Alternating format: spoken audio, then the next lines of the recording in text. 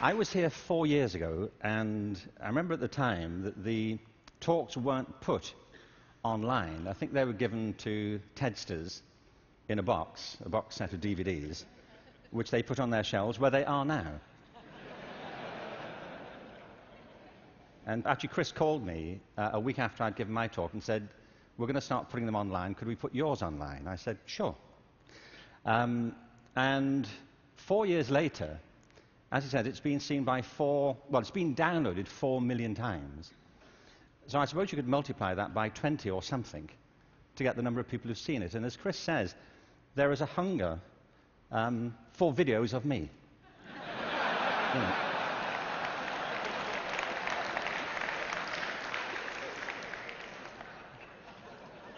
Don't you feel?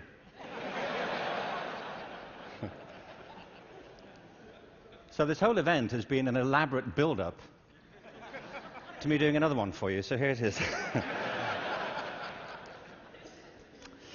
Al Gore spoke at the TED conference I spoke at 4 years ago and talked about the climate crisis, and I referenced that at the end of my last talk. So I want to pick up from there, because I only had 18 minutes, frankly. And so as I was saying,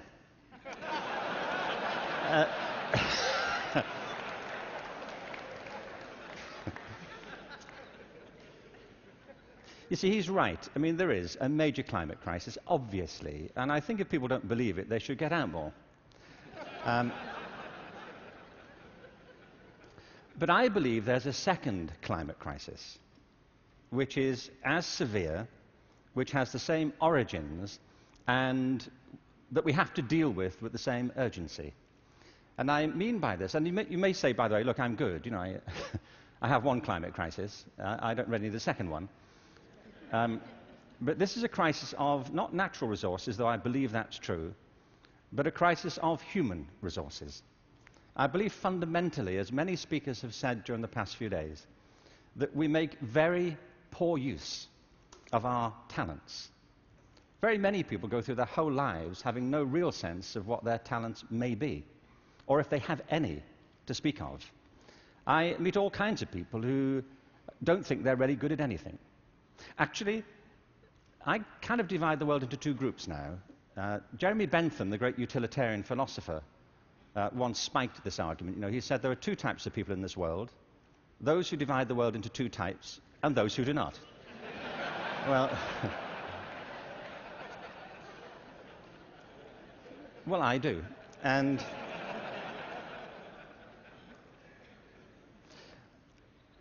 I meet all kinds of people who don't enjoy what they do. They simply go through their lives getting on with it. They get no great pleasure from what they do. They endure it rather than enjoy it and wait for the weekend. But I also meet people who love what they do and couldn't imagine doing anything else. If you said to them, "Don't do this anymore," they'd wonder what you were talking about. Because it isn't what they do, it's who they are. They say, "But this is me. You know, it would be foolish for me to abandon this because it speaks to my most authentic self."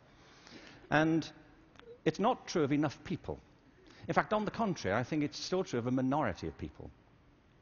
And I think there are many possible explanations for it. And high among them is education. Because education, in a way, dislocates very many people from their natural talents. And human resources are like natural resources. They're often buried deep. You have to go looking for them. They're not just lying around on the surface. You have to create the circumstances where they show themselves. And you might imagine education would be the way that happens, but too often it's not. Every education system in the world is being reformed at the moment, and it's not enough. Reform is no use anymore, because that's simply improving a broken model. What we need, and the word's been used many times during the course of the past few days, is not evolution, but a revolution in education. This has to be transformed into something else.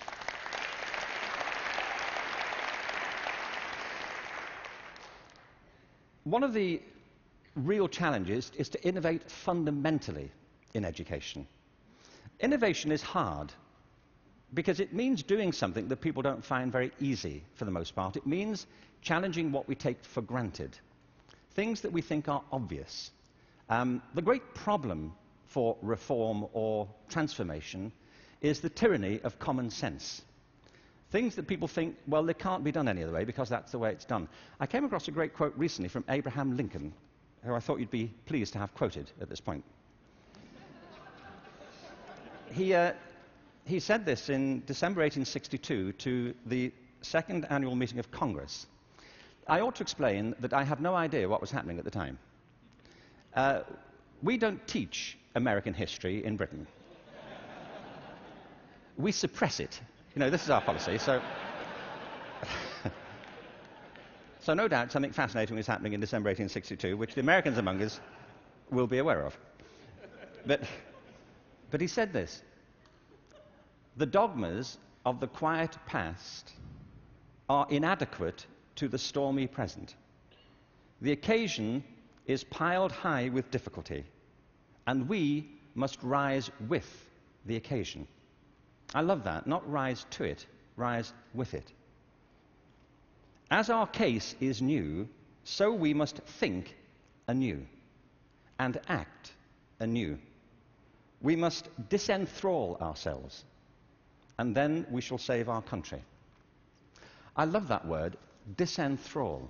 You know what he means? That there are ideas that all of us are enthralled to, which we simply take for granted as the natural order of things, the way things are. And many of our ideas have been formed not to meet the circumstances of this century, but to cope with the circumstances of previous centuries. But our minds are still hypnotized by them, and we have to disenthrall ourselves of some of them. Now, doing this is easier said than done. It's very hard to know, by the way, what it is you take for granted. And the reason is that you take it for granted. So let me ask you something you may take for granted. How many of you here are over the age of 25? That's not what I think you take for granted. I'm sure you're familiar with that already. But are there any people here under the age of 25? Great. Now, those over 25, could you put your hands up if you're wearing a wristwatch? Now, that's a great deal of us, isn't it? Ask a room full of teenagers the same thing. Teenagers do not wear wristwatches. I don't mean they can't or they're not allowed to. They just often choose not to. And the reason is, you see, that we were brought up in a pre-digital culture, those of us over 25, and so for us, if you want to know the time, you have to wear something to tell it. Kids now live in a world which is digitized, and the time for them is everywhere. They see no reason to do this. And by the way, you don't need to do it either. It's just that you've always done it, and you carry on doing it. My daughter never wears a watch. My daughter Kate, who's 20, she doesn't see the point.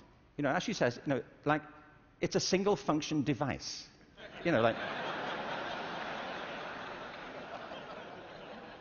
Like, how lame is that? You know, and I say, no, it tells the date as well. You know, it has multiple functions. But you see, there are things we're enthralled to in education. Let me give you a couple of examples. One of them is the idea of linearity.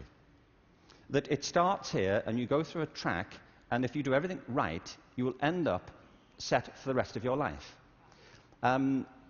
Everybody who's spoken at TED has told us implicitly or sometimes explicitly a different story. That life is not linear, it's organic.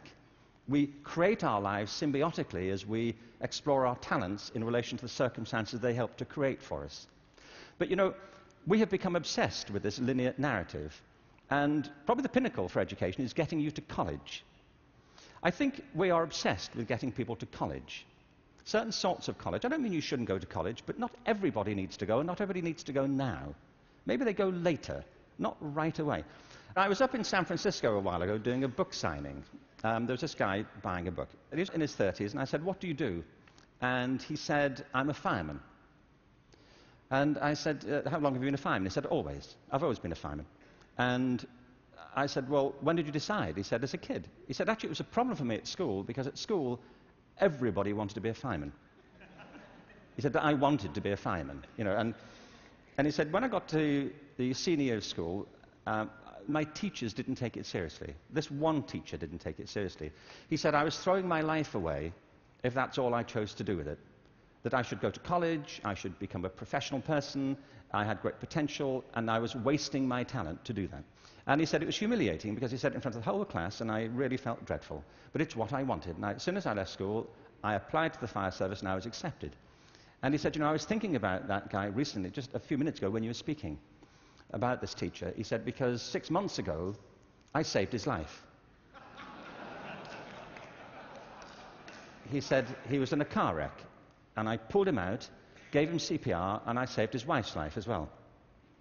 He said, I think he thinks better of me now.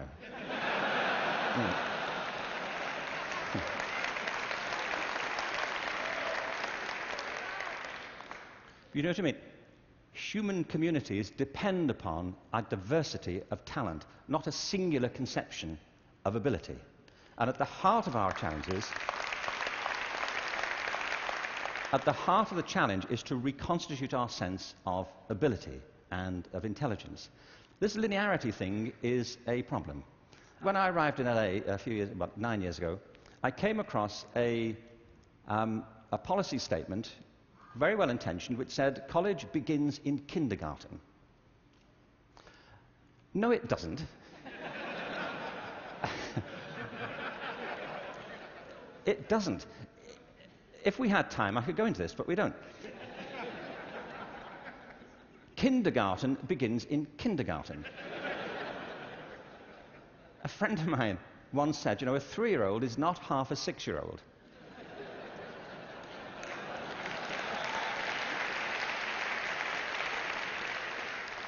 They're 3.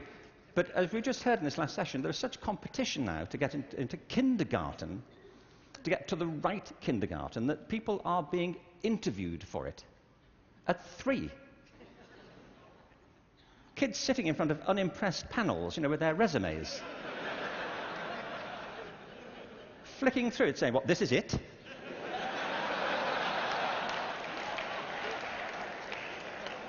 You've been around for 36 months and this is it?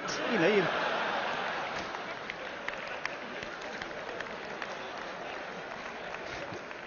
you've achieved nothing. I mean, spent the first 6 months breastfeeding, what I can say.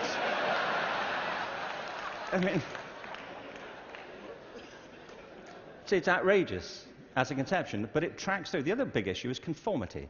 We have built our education systems on the model of fast food. This is something Jamie Oliver talked about the other day. You know, there are 2 models of quality assurance in catering. One is fast food, where everything is standardized. The other are things like Zagat and Michelin restaurants, where everything is not standardized. They're customized to local circumstances. And we have sold ourselves into a fast food model of education. And it's impoverishing our spirits and our energies as much as fast food is depleting our physical bodies.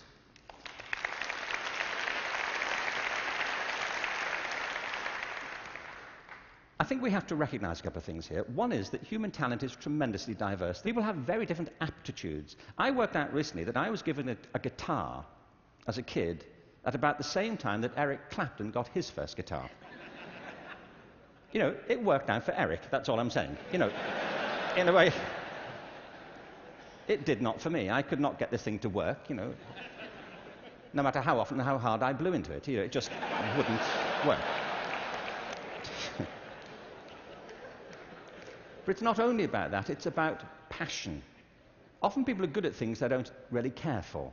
It's about passion and what excites our spirit and our energy. And if you're doing the thing that you love to do, that you're good at, time takes a different course entirely. My wife's just finished writing a novel, and I think it's a great book. But she disappears for hours on end. You know this. If you're doing something you love, an hour feels like 5 minutes. If you're doing something that doesn't resonate with your spirit, 5 minutes feels like an hour. And the reason so many people are opting out of education is because it doesn't feed their spirit. It doesn't feed their energy or their passion. So I think we have to change metaphors.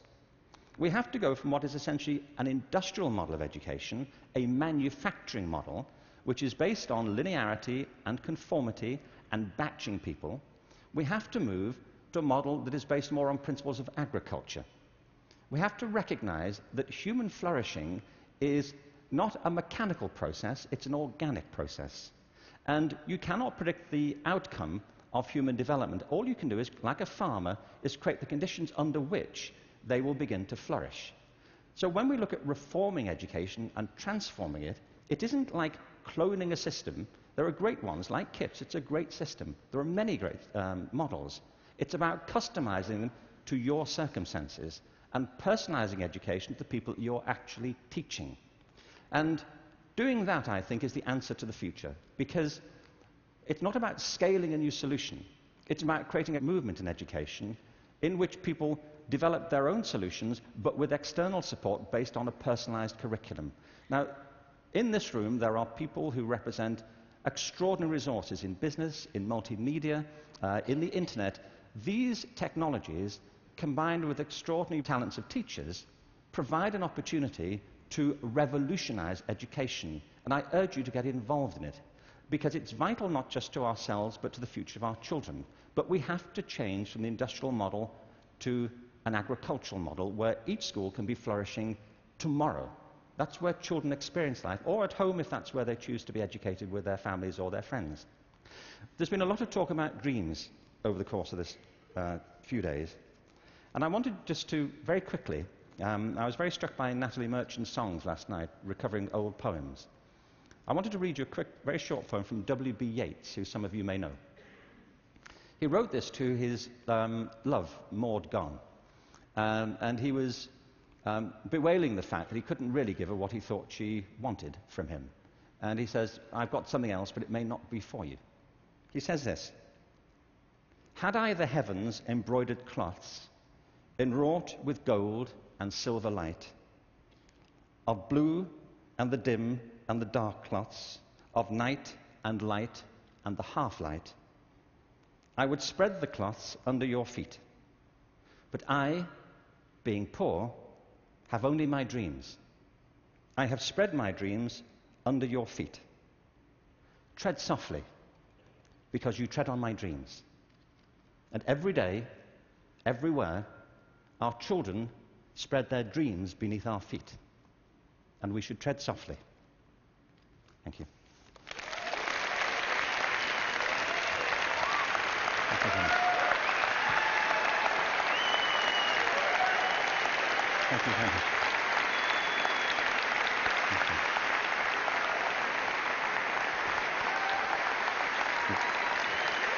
Thank you very much.